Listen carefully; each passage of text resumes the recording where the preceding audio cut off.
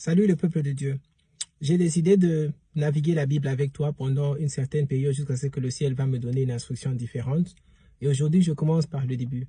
Le livre de Genèse dit qu'au commencement, il y avait Dieu et que l'Esprit de Dieu était en train de se mouver sur les eaux. Juste cette ligne te permet de refléter sur qui vient en premier.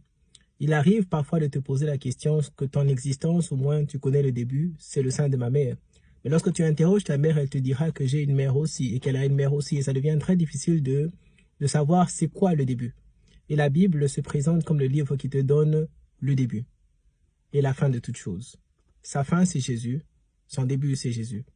À cette pensée, tu devrais savoir que dans ta vie, quand tu as des problèmes, la personne à qui tu dois parler, c'est celui qui peut t'influencer ce qu'il a trouvé qui ne marche pas dans ta vie. Et c'est Dieu. Pourquoi?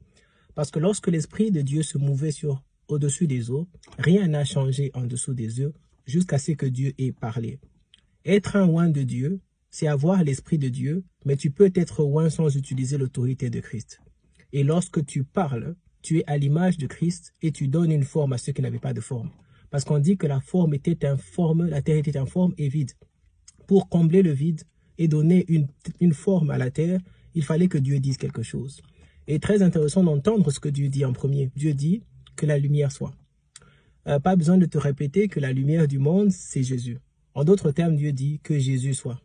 Lorsque Jésus est dans ta vie, rien ne peut rester ténébreux.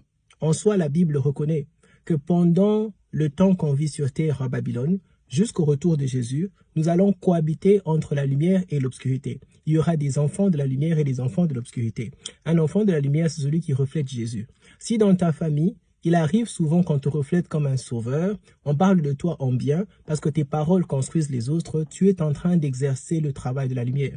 Tu fais partie de tous les astres que Dieu va créer au début de Genèse, comme le soleil, les étoiles, qui avaient pour seul objectif de passer de la lumière malgré l'obscurité qui existe. Alors, je t'invite aujourd'hui juste à refléter sur cette partie de la Bible. Premièrement, sur ton premier amour. Tu dois aimer Dieu en premier, par-dessus et au-dessus de tout. Je sais qu'il y a des relations qui emmènent la confusion. Par exemple, le mariage.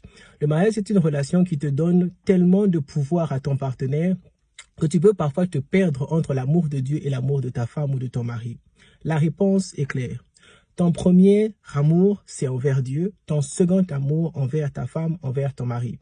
Parce que cet équilibre sera important lorsque les saisons de ta vie seront dans la difficulté. Et aujourd'hui, Dieu t'invite à devenir ce qu'il a été depuis le commencement.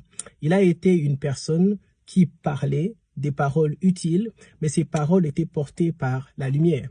Comment est-ce que tu sais que tu es un vrai ou un faux serviteur de Dieu? Parce que tu sèmes.